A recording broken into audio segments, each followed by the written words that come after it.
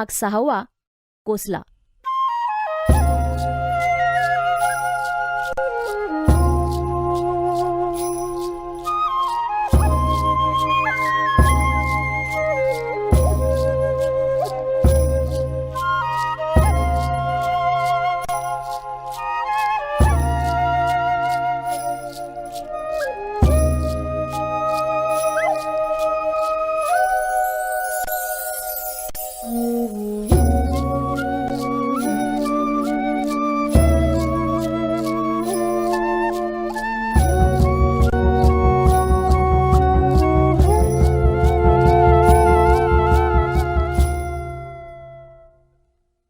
पांडुरंग सांगवीकर जिंदाबाद. पांडुरंग सांगवीकर जिंदाबाद. पांडुरंग सांगवीकर. एकूण गेल्या वर्षी काही लोक मला बावळट म्हणत होते.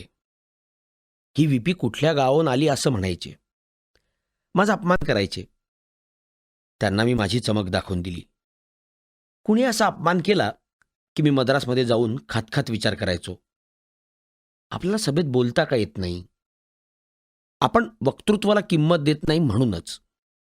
किंवा एखाद्या वेळी वाटायचं, साले काय एक एक कॉलेजात चमकतात. आपल्याला हे चमकण्याचं शिक्षण लहानपणापासून नाही.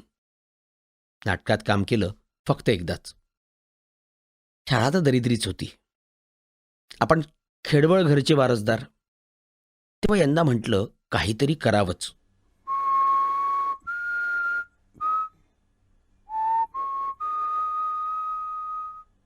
शिवाय गेल्या वर्षी मला एखाद्या वेळी प्रचंड न्यूनगंड व्हायचा.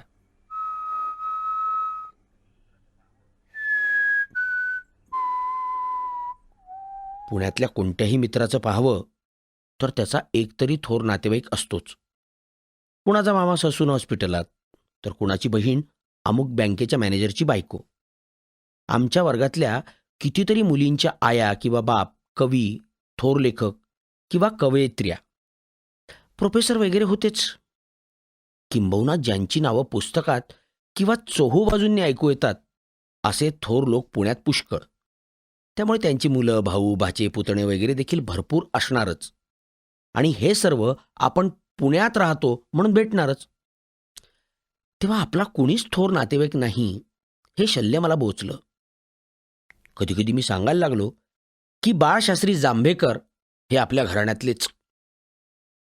मधु देशमुख यंदा अजिबात आदर्श होऊन अभ्यास करायला लागला. वडील जितके पैसे पाठवतील तितक्यातच भागवून दाखवायचं त्यानं ठरवलं. तो हाताने कपडे धुवायला लागला. म्हणाला, चायला इस्त्रीचे कपडे आपण पण घातले आहेत. घातले त्या दिवशी अवघडल्यासारखं होतं, पण हुरूप येतो. तरी ते मळल्यावर मन खिन्न राहतं. म्हणून रोज धुतलेले कपडे बरे, नेहमी नॉर्मल मन. पण मधू मला अनेक गोष्टींना मदत करायचा.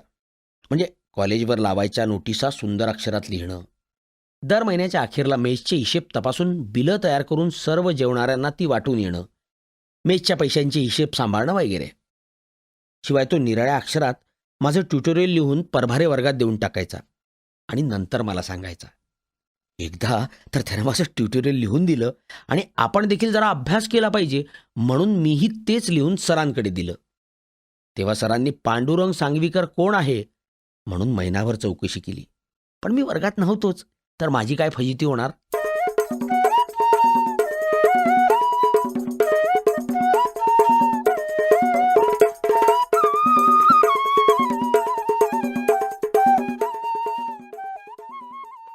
त्यावेळी आमचं गॅदरिंग चालू होतं. अभ्यास जानेवारीनंतरच सुरू करू असं ठरवून टाकल्यानं वर्गात फारसं लक्ष पण नसायचं. आणि कधी गेलोच तर आदल्या आठवडाभर फिरकलोच नसल्याने काय चाललंय याची साखळी जुळायची नाही. शिवाय जे महिन्याभरात घरात वाचून येईल ते वर्षभर ऐकून घ्या कशाला. तसं पाहिलं तर आम्ही अभ्यासासाठी पुण्यात वर्षभर राहतोच ते का, हा मुद्दा जास्त मूलभूत. पण प्रेझेंटीसाठी बसणं जरूर होतं. तरी कंटाळा प्रचंड यायचाच. म्हणून मग मी एक युक्ती शोधून काढली. ती चव्हाण, भारंबे, भंडारदरे, देशपांडे या मागे बसणाऱ्यांना आम्हाला सर्वांनाच आवडली. काय करायचं की एखाद्या प्रसिद्ध कवितेच्या ओळी एका कागदावर लिहून तो सगळीकडे फिरवायचा. त्याचं विडंबन जो सगळ्यात चांगलं करेल त्याला मी चहा द्यायचो.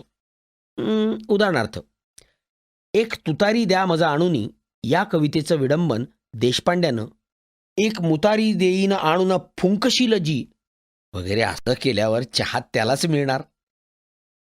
पिपात मेले ओल्या उंदीर या ओळीचं विडंबन खरं तर मीच चांगलं केलं होतं, पण स्वतःला चहा कसा देणार म्हणून मग मी चहा दिला भंडारदऱ्यालाच. त्यानं लिहिलं होतं, उंदीर ओल्या पिंपात मेले. हे मला बेहद्द आवडलं. असं बरंच, पण एकदा ही गडबड जास्त झाली. सरांनी आम्हाला बाहेर जायला सांगितलं. तेव्हा मी मागच्या मागे खिडकीतून बाहेर उडी टाकून गेलो. नंतर मला कळलं की सर मला हाका मारून तो जाण्याचा मार्ग नव्हे, इकडून दारावाटे जा म्हणून सांगत होते. उडी उंच होती. मला नंतर वाईट वाटलं. वरमेको गुणी पुत्रो न च मूर्ख शतान. खरं तर प्रोफेसरांच्या विद्वत्तेबद्दलच्या माझ्या पूर्वी ज्या कल्पना असायच्या त्या एक दोघांच्या पुरत्याच खऱ्या ठरल्या. आहाहाहा. काय सुंदर श्लोक आहे. एक विद्वान प्रोफेसर संस्कृतचे श्लोक आधी चालीवर वाचून दाखवायचे आणि म्हणायचे, हा श्लोक सुंदर आहे, पुढचा सोपा आहे, आणि एकदम पुढे जायचे. खाद्यत्योद्योतते तावद्यान. हे चांगलं होतं. खरा विद्वान कशाला श्लोक फोडून सांगेल. दुसरे एक विद्वान प्रोफेसर मराठीचे होते. ते अतिशय आशक्त. त्यांना शिकवण्यात काही उत्साहच नव्हता. ते म्हणायचे, तुम्ही इंटरला आला रे, आता या कवितेत काय शिकवण्यासारखं आहे रे वगैरे. शिकवणारा मनुष्य जेव्हा शिकवण्याबद्दलच बोलायला लागतो तेव्हा तो नक्कीच थोर असतो. नाहीतर सगळ्यात दुष्ट म्हणजे तर्कशास्त्र शिकवणारे सद्गुरू असतं. हे इतक्या मोठ्या मोठ्यानं शिकवायचे की झोपणं देखील अशक्य. पांड्या चल रे, संपलं रे का. दुसरे एक प्रोफेसर पूर्वी मास्तर होते.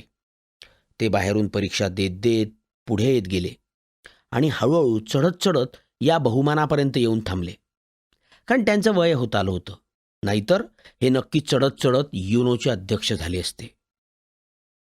व्हरायटीच्या गडबडीत मी वक्तृत्व मंडळाकडे दुर्लक्ष केलं होतं, कारण निदान उद्घाटनाच्या सभेत तरी आपल्याला 4 वाक्य नीट बोलता आली पाहिजेत. तेव्हा प्रिन्सिपल पण हजर असतात. त्यांना वाटलं असतं की हा प्राणी वक्तृत्वाचा सेक्रेटरी आणि धड आभार मानता येत नाही, तर आभार वगैरे मानण्याच्या भानगडी आपण व्हरायटीच्या प्रकारात शिकून घेऊ. मग सावकाश वक्तृत्वाचं उद्घाटन. कुणीतरी थोर पुरुष आणू आणि अस्खलित बोलू. म्हणजे उशिरा सुरू केलं म्हणून कोणी बोलणार नाही, मात्र बोलणं आधी आलं पाहिजे. नाहीतर आपण ज्यांना निवडणुकीत पाडलं ते आपल्याला हसून खातील. म्हणून मग मी व्हरायटीकडे जास्त नेटाने लक्ष दिलं. तरी मेसचं मधू सांभाळायचा म्हणून बरं, नाहीतर सगळ्या भानगडीचा राजीनामाच द्यावा लागला असता. करमणुकीच्या कार्यक्रमाचं म्हणजे व्याख्यानाचं काम खरं म्हणजे मी आणि मुलींच्या तर्फे साठे नावाच्या एका मुलीने करायचं. पण ही मुलगी फक्त कार्यक्रमालाच तेवढी हजर राहायची आणि आभार मानायची. बऱ्याचदा ही कार्यक्रमाला पण येईना. तेव्हा मी मधुला किंवा इचलकरंजीकरला आभार मानायला सांगायला लागलो. हळूहळू मी शिकत होतो. एकतर मला पुणेरी भाषेचे खटके जमायला लागले होते, तरी एखाद्या वेळी गावाकडचे खटके चुकून यायचे आणि मला वाईट वाटायचं. पण मग मी निर्धार केला की आभार आपणच मानू, होईल ते होऊन जाऊ दे. जरा खटके चुकले तरी काय होईल. सभेत गावाकडचीच काय किंवा पुणेरी काय, मराठी भाषाच जिथे आपल्याला ऐनवेळी सुचत नाही तिथे गावाकडची सुचेलच कशाला. म्हणून हिया करून मी निदान 4 वाक्य फटाफट म्हणून हार तुरे गुच्छ द्यायला लागलोच. ही वाक्य मी पाठ करून जायचो. त्यामुळे हा वक्तृत्व मंडळाचा सेक्रेटरी उगीच झाला नाही असं जमलेल्या सर्वांना वाटायचं. त्यांनी खरी स्तुती केल्यावर मला वाटलं की आता वक्तृत्व मंडळाचं उद्घाटन करायला हरकत नाही.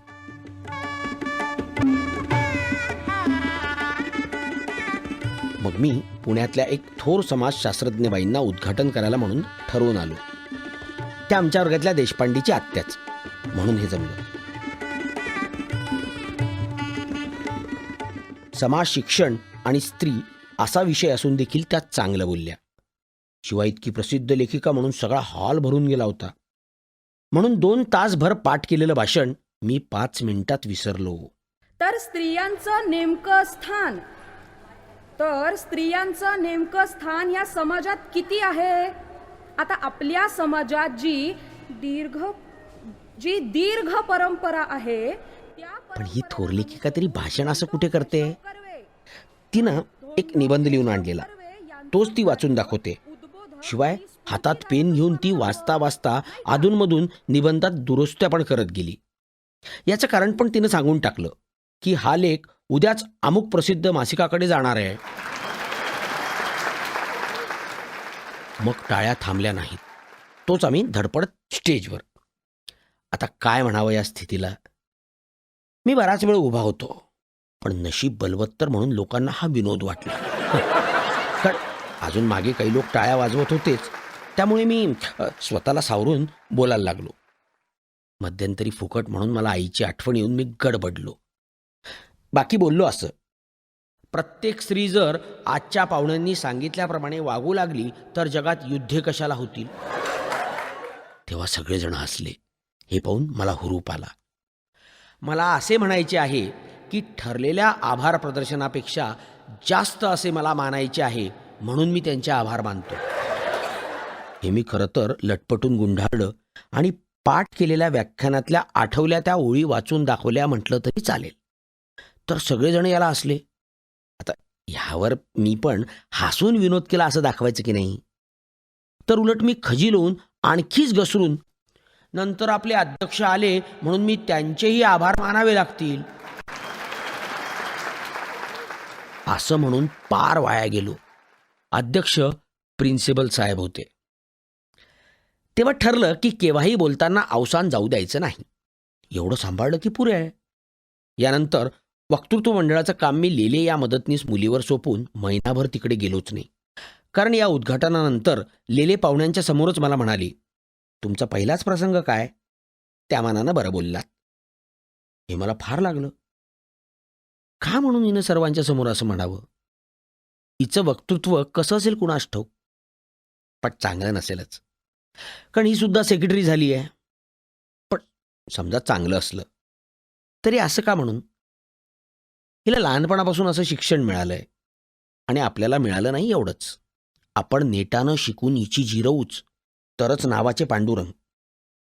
असा महिनाभर विचार केल्यावर केवळ हिच्यापेक्षा चांगलं बोलवून दाखवू या सोडानंच मी पुन्हा जायला लागलो. मध्यंतरी तिनं वादविवादाच्या 2-1 सभा घेतल्या होत्या.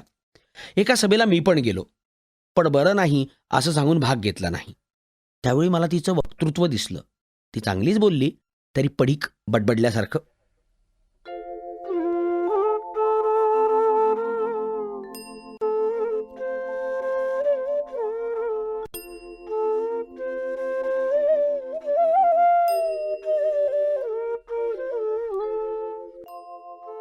नंतर प्रिन्सिपलांच्या सूचनेनुसार एका गांधीवादी थोर पुढाऱ्याचा कार्यक्रम त्यांच्याच ओळखीनं ठरवला. ह्यावेळी देखील प्रचंड श्रोते आलेले. तेव्हा पाठ केलेलं भाषण मी पुन्हा विसरून गेलो, पण अवसान धरून ठेवलं. गर्वात येऊन लेले सुरुवातीलाच ओळख करून द्यायला गेली तेव्हा एक प्रचंड गंमत झाली. ती पण या थोर गांधीवादी पुढाऱ्यांमुळेच. म्हणजे प्रिन्सिपलच्या सूचनेनुसार त्याला शोभेल अशी भारतीय बिछायत केली होती. नेहमीच्या स्टेजवरच्या टेबल खुर्च्यांचा शिरस्ता आता नाही तेव्हा लेले घसरणारच. तिला पण पुढाऱ्याजवळ खाली लावून ठेवलेल्या माईक समोर बसून बोलावं लागलं. तर गंमत ह्यामुळेच. तिनं सुरुवात केली, आज एका तळमळीनं कार्य करणाऱ्या पुढाऱ्याची ओळख करून द्यायला मी उभी आहे, आणि पठ्ठी तर बसलेली. तेव्हा तिचा हास्या झाला. मी तर प्रचंड हसलो. हे का हसले हे तिच्या जरा वेळानं लक्षात आल्यावर ती फार खजील झाली. आणि तळमळीचे गांधीवादी पुढारी पण हसले. हे लक्षात आल्यावर तर तिचा ओळख करून द्यायचा गर्वच संपला. बिचारी लाल होऊन खाली आली. माझं हे एक बरं आहे की मी लाल पडत नाही इतका काळा आहे. मग मुख्य भाषण चालू असतानाच मी माझं आभाराचं भाषण तयार करून ठेवलं. लेलीनं केलेली चूक नीट लक्षात ठेवून मी म्हणालो, आता मी आभार मानायला बसलो आहे. त्याचाही आशा उडाला. आभार मानायला बसणं हे काही मराठी नाही. पण कित्येकांना वाटलं की ही लेलीवरची कोटी आहे. तेव्हा मला आनंद झाला. वाह वाह. आनंदाच्या भरात मी तिला म्हणालो, तुम्ही भाषण असं तयार केलं होतं ना, ह्या अर्थी तुम्ही माईक हातात घेऊन उभं राहूनच बोलायला हवं होतं. तर ती म्हणाली, नॉनसेन्स.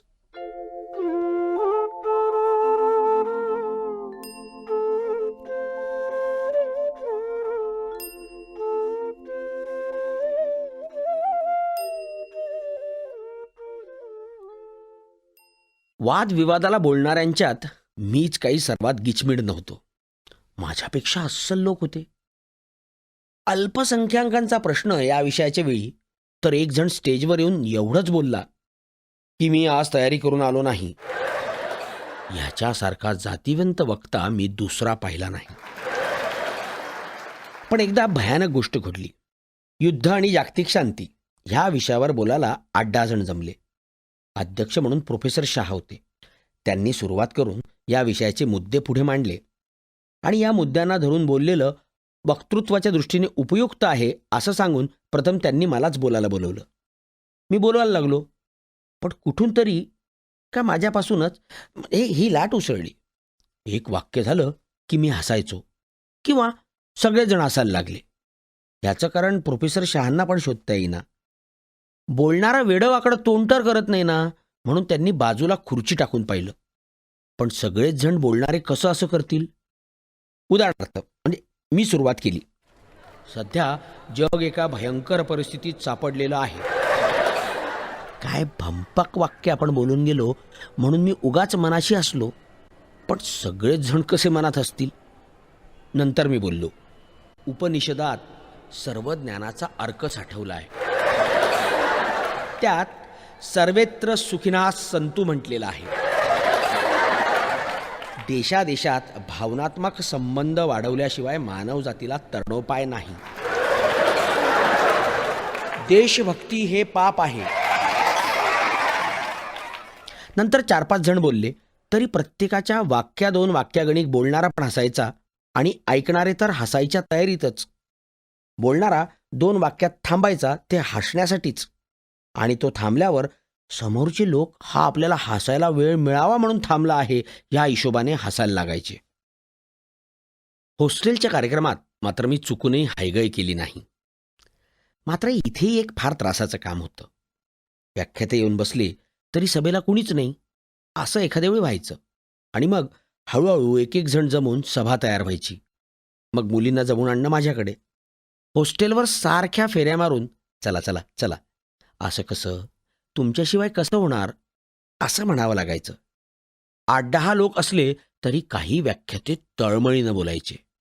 पण पुण्यातल्या बहुसंख्य थोर लेखकांना आणि पुढाऱ्यांना निदान बरेच लोक आल्याशिवाय थोर विचार मांडवतच नाहीत. या निमित्तानं मला बऱ्याच थोर व्यक्तींची जवळून माहिती झाली. त्यांच्याशी 4 शब्द बोलता आले. ज्या थोर गृहस्थांची नावं मी फक्त पुस्तकात वाचत होतो त्यांच्या घराची माहिती झाली. त्यांची पुस्तकाची कपाटं आणि भिंतीवरची चित्रही जवळून पाहता आली. या सर्वांचंच बोलणं चालणं विनयशील. दिवस फार भरकन गेले. खरं तर हे दिवस सर्वांचेच प्रचंड भारावून जाण्याचे. साधं झेंडावंदन असलं तरी कुणी प्रसिद्ध पुरुष काहीतरी संदेश द्यायचा आणि आम्ही भारावून जायचो. हा देश तुमच्यासारख्या उच्च शिक्षित लोकांकडे अपेक्षेने पाहत आहे असं कुणा व्याख्यातानं म्हटलं की आम्ही समजून चालायचो की म्हणजे BA झाल्यावर कारकुनीसाठी धडपड वगैरे करावी लागते हे एकंदरीत खोटं आहे. पण पुण्यात मोठ्या व्यक्तींना तोटा नाही, संदेश घेणारा मात्र पाहिजे.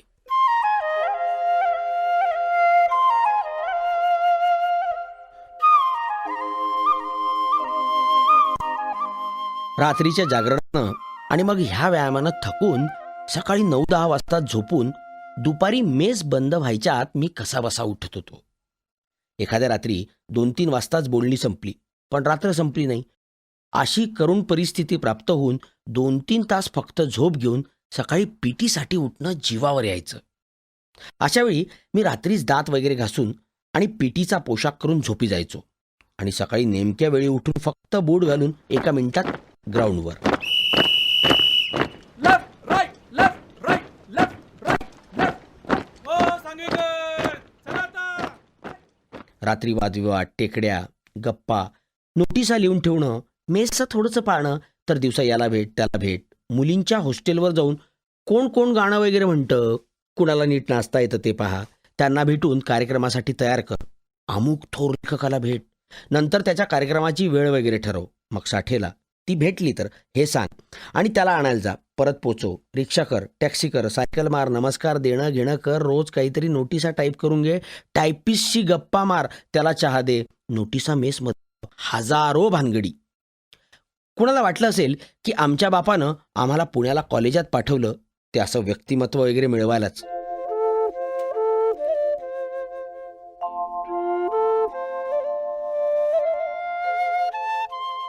आमच्या गॅदरिंगच्या एका कार्यक्रमासाठी एक महत्वाची सूचना द्यायला म्हणून 2 मुली खोलीवर आल्या. मी खोलीत अर्धी चट्टी आणि बनियन घालून बसलो होतो. दार बंद होतं. दार वाजल्याबरोबर मी ओरडलो, इचल्या सुरशा काय ताप देता रे साल्यांनो. गप्प बसलो. पुन्हा टकटक झाल्यावर मी दार उघडत म्हणालो, या भडव्यांनो. आणि इतका खलास झालो की त्या 2 मुलींना जेमतेम या एवढंच म्हणणं जमलं. पण सगळ्यात कठीण आहे की त्या खाटेवर बसल्या आणि मी खुर्चीत तसाच अर्ध्या चट्टीवर बसलो. शरमून काहीतरी बोलत पुन्हा पुन्हा पायात पाहत. त्यांना कॉलेजवर लावायची नोटीस दिली. त्या गेल्या. मग मी खाटेवरची पॅन्ट चढून मद्रासमध्ये काहीतरी खाऊन आलो. म्हणालो, हे हॉस्टेल वैताग आहे. ते कपडे बदलायची सोय नाही. पण आपणच जरा थांबा हां असं नाजूकपणे म्हणून किंवा काहीतरी करून पॅन्ट का घेतली नाही. खाटेमागे यापुढे कपडे ठेवू नयेत. हा आपला असा उघडा देह पाहून त्यांना काय वाटलं असेल. पण इचल्या म्हणाला, तर आजपासून त्या तुझ्यावर खुश. पण दुसऱ्या दिवशी कॉलेजवर गेलो तेव्हा नोटीस लावली असं सांगताना देखील त्यातली एक जण हसत होती. असं गॅदरिंग आटपलं.